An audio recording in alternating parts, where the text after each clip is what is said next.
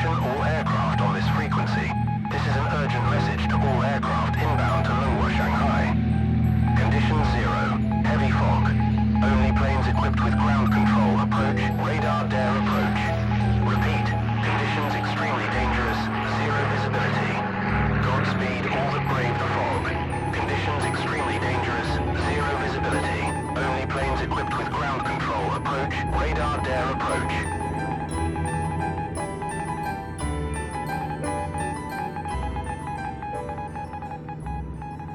On Christmas Day, 1946, a heavy fog blanketed Lunghua Airport in Shanghai, cloaking the city in an impenetrable haze. Shanghai, located on China's eastern shore, typically experiences weather similar to that of San Francisco, with morning fog that usually lifts by noon. But this day was different. Instead of burning off, the fog thickened as the hours passed, shrouding the airport in a gray veil and plunging visibility to almost absolute zero. However, in the skies above, 4 airliners were en route to the airport, their pilots circling anxiously above, burning precious fuel reserves while searching for any sight of the runways below. Meanwhile, the situation on the ground grew increasingly tense. Nervous airport staff, many of whom had been celebrating the holiday, hurried back to work as word spread about the incoming flights. However, in the air, 3 separate flight crews on 3 separate planes were struggling equally with no way to see the ground. The pilots had little to rely on except their instruments and a faint radio beacon guiding them toward the airfield. However, as those working on the ground that day soon would discover, that Shanghai's Lunghua Airport was far from prepared for the unknown catastrophe that awaited them, because its runways, a patchwork of grass and gravel, were difficult to see in good weather. But on foggy days like this Christmas Day, the airport's lighting system, a single bulb at the end of each runway, well, they would prove completely useless. The world was still reeling from the aftermath of World War II. But in China, the devastation was compounded by an ongoing and brutal civil war. The conflict between Chiang Kai-shek's nationalists and Mao Zedong's communists had escalated, draining resources from the already war-torn nation. Unlike other countries which had begun rebuilding, China's limited funds were funneled into the war effort, leaving little for repairing of the destruction or improving infrastructure. This lack of investment was evident in the state of Lunghua's airport, a crucial hub for 2 struggling airlines, the China National Aviation Corporation, or CNAC, and the Central Air Transport Corporation, or CATC. However, on this fateful Christmas Day, the inadequacies of the airport's facilities and the relentless fog would combine to create a dangerous and harrowing scenario about to unfold for everyone involved.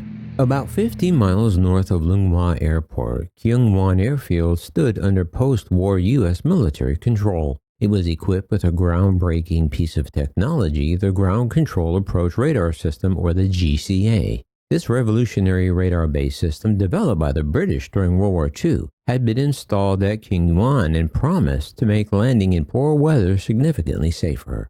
The GCA radar system relied on 2 oscillating radar antennas positioned next to the runway.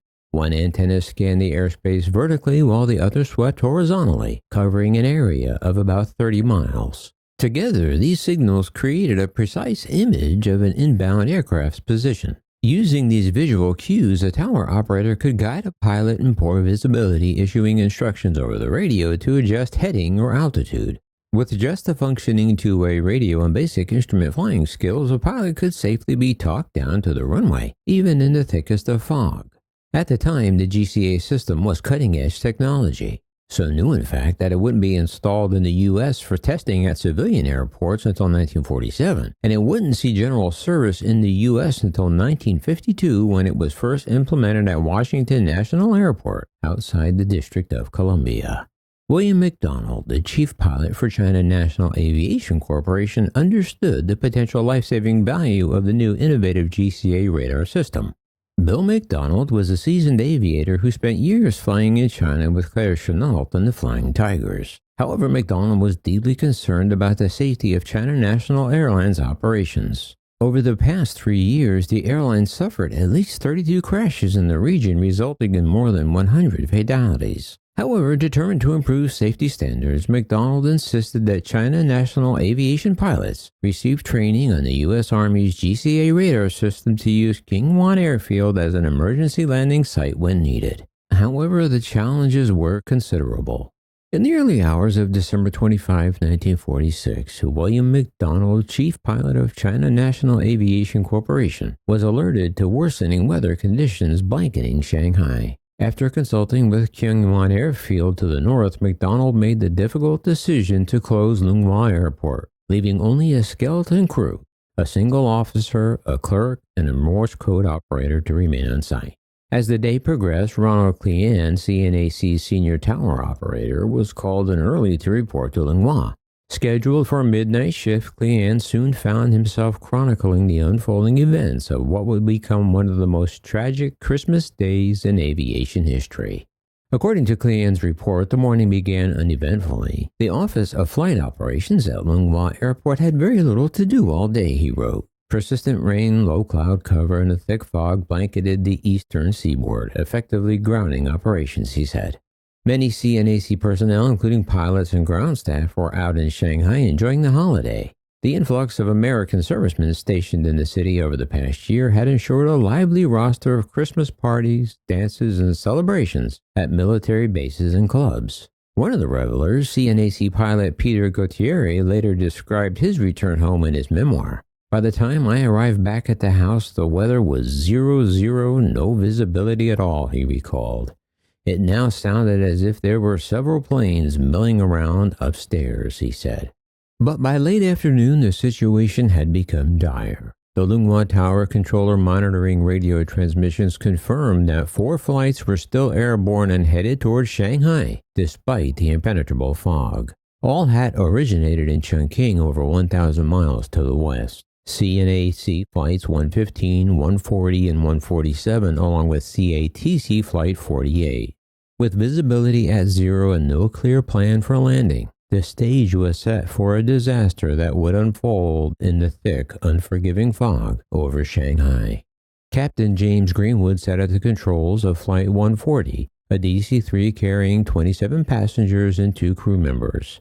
Christmas should have been a joyful time for him. His wife and children were en route from the United States to join him for the holidays. Greenwood, originally from Houston, Texas, had joined GNAC for the higher pay, bringing with him years of commercial airline experience. But the day's relentless fog was turning festive plans into a nightmare. Flight 140 was scheduled to make several stops, including one in Nanking. Greenwood had circled the airport repeatedly, searching for a break in the thick fog. But each attempt to land failed as visibility dropped to 0, and Nanking's airport was eventually forced to close. Now, with fuel reserves dwindling, Greenwood radioed for guidance. Not far away, Captain Ralph B. Prius, piloting Flight 115, a C-46 Curtiss Commando, faced similar challenges. And 30-year-old Captain Prius was no stranger to dangerous skies. He had spent nearly a year flying the perilous hump route over the Himalayas during World War II, one of the most treacherous air corridors in the world. His aircraft carried 31 passengers and 3 crew members. Growing increasingly anxious about the fog, Prius reached out to Greenwood. The 2 captains conferred over the radio and agreed. Their best hope was to head to Shanghai. Meanwhile, Captain Francis Joseph McHales, at the helm of Flight 147, was also en route to the city. Born in Belgium, McHales had trained pilots during World War II before joining CNAC in 1945. His C-46 carried 17 passengers and 3 crew members. Like the other, McHales had no choice but to navigate blindly toward Shanghai, trusting his instruments and experience to guide him through the unrelenting fog. The 4th plane, CATC Flight 48, was a C-47 piloted by Tommy Wing, an American born in Chicago. Wing had once flown for rival CNAC but had left under less than ideal circumstances, paid on the lower Chinese scale due to his ethnicity. So Wing had turned to smuggling cigarettes to make ends meet. When his smuggling was discovered, he was fired rather quickly but found work with CATC, China's breakaway nationalist Central Air Transport Corporation. Unlike CNAC, they offered equal pay to all pilots. Known for his sense of humor and easygoing nature, Wing remained well-liked among his peers. On this Christmas Day, he faced the same dire conditions as his fellow pilots. Wing's Flight 48 was the first to arrive over Shanghai. Given permission to attempt a landing at the U.S. military's Kingwan airfield, he was instructed to use the Ground Control Approach GCA system, despite having no prior experience with it. But as Clean later wrote in his report, the technology required a level of familiarity Wing simply didn't have.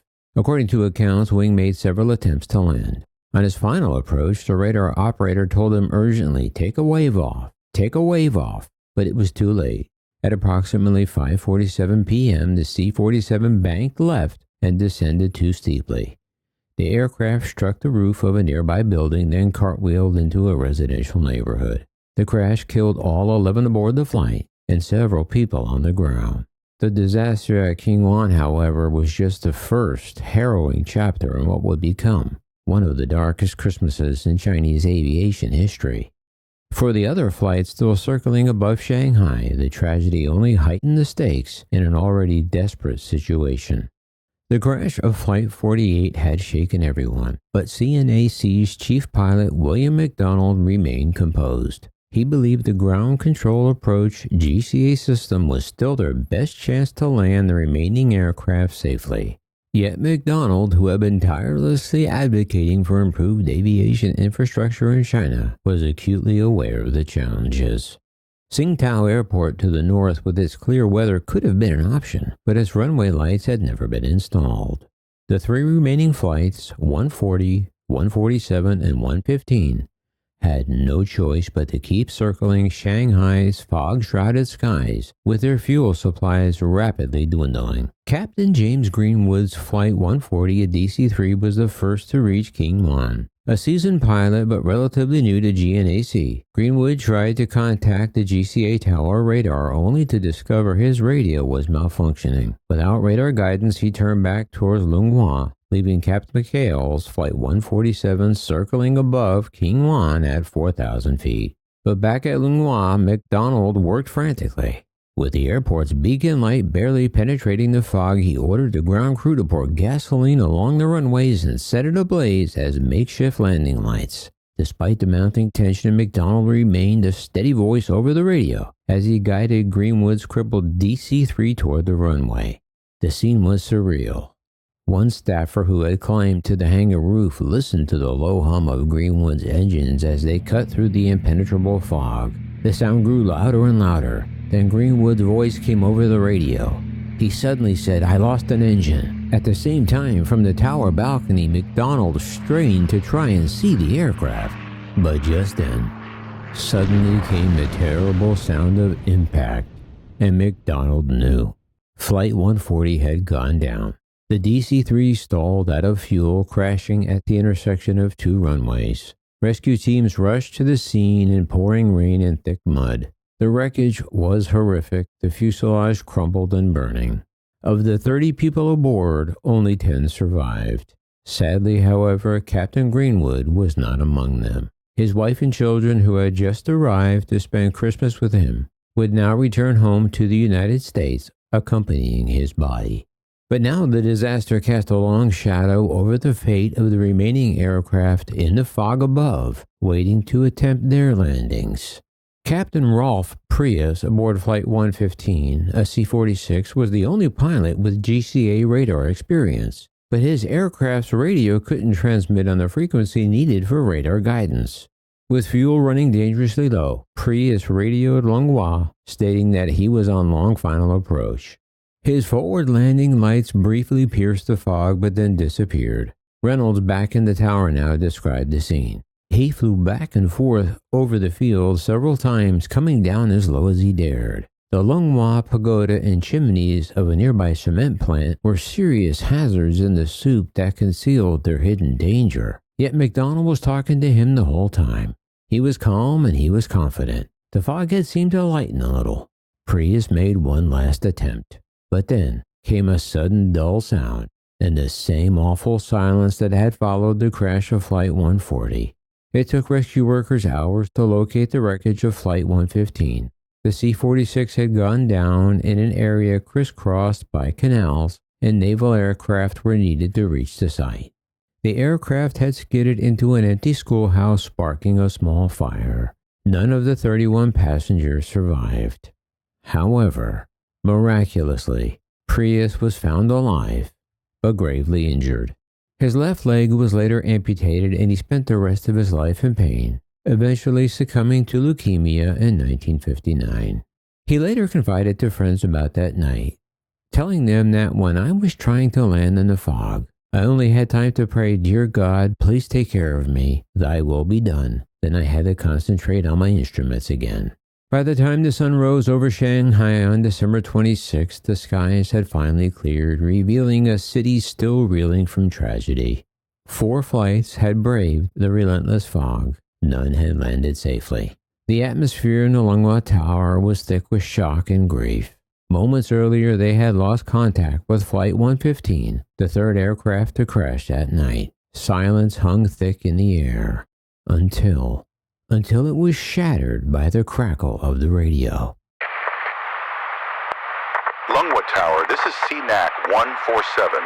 Just landed in Kyangwon at 1904. Over and out. A voice, a steady but tired voice came through. Lunghwa Tower, this is CNAC 147. Just landed in Kyangwon at 1904. Over and out. It was truly a Christmas miracle. And that voice of a miracle belonged to Captain Francis Joseph McHales, the pilot of Flight 147. McHales, a tall and jovial man known for his humor and calm demeanor, had accomplished what seemed impossible that night. Flying blind through the dense fog, he had relied entirely on the instructions transmitted from the ground control approach operators at Kyangwon. Though unbelievably, he had never used the radar system before in his life. But McHales had placed his faith in the unseen voices guiding him. Later, he would admit he wasn't sure if he had seen the runway lights first or touched down before they came into view. But fellow pilot Oliver Green said he was a damn cool customer to be able to do that. Besides, he was the funniest guy I ever knew. McHale's humor carried him through life, even in his darkest moments. Years later, when he was undergoing treatment for cancer, he joked that he'd been exposed to so much radiation his neighbor's garage doors opened whenever he drove down the street. McHales passed away in 1982, but on that grim Christmas night in 1946, he became a hero. With McHale's safe landing, all 4 flights known to be en route to Shanghai were accounted for. Tragically, 3 had ended in disaster. But yet there would be one more Christmas miracle in store that Christmas night. As a 5th flight carrying 10 passengers that had filed a plan for Shanghai but never reported in, for nearly 24 hours it was feared lost. But finally word arrived that the plane had turned back and returned safely to Chongqing, sparing its passengers from the night's deadly chaos. The total of what came to be called Black Christmas was staggering. The exact number of fatalities remains uncertain. Incomplete records, conflicting eyewitness accounts, and the sheer horror of the events muddled the tally. Some reports at least 62 were dead, while others go as high as 74, including 3 people killed on the ground. Among the casualties was an air traffic control student aboard Flight 115 for training and 2 medics injured in an ambulance accident in the fog while responding to the crashes. The tragedy spurred immediate changes in Shanghai's aviation infrastructure. Within months, a new runway was added at Lunghwa, equipped with high-intensity lights designed to cut through the fog. And finally, amid the devastation that Christmas night so long ago, one small miracle still emerged. On December 26th, the United Press sent out a brief but poignant update. When salvage crews lifted the wreckage of one of the planes, they found 4-year-old Wang Didi fast asleep, the only uninjured survivor of any of the accidents. In a night filled with loss, Wang Didi's survival became a symbol of resilience and hope, a tiny beacon of light in Shanghai's darkest Christmas. And in closing, if you found this remarkable story of tragedy and triumph interesting, please give us a like, and I'd love it if you'd consider subscribing. And until next time, thank you for watching, and whatever holiday season finds you watching this video, here's wishing you a Merry Christmas and a Happy New Year, and very safe travels. And as always, this is Maximus.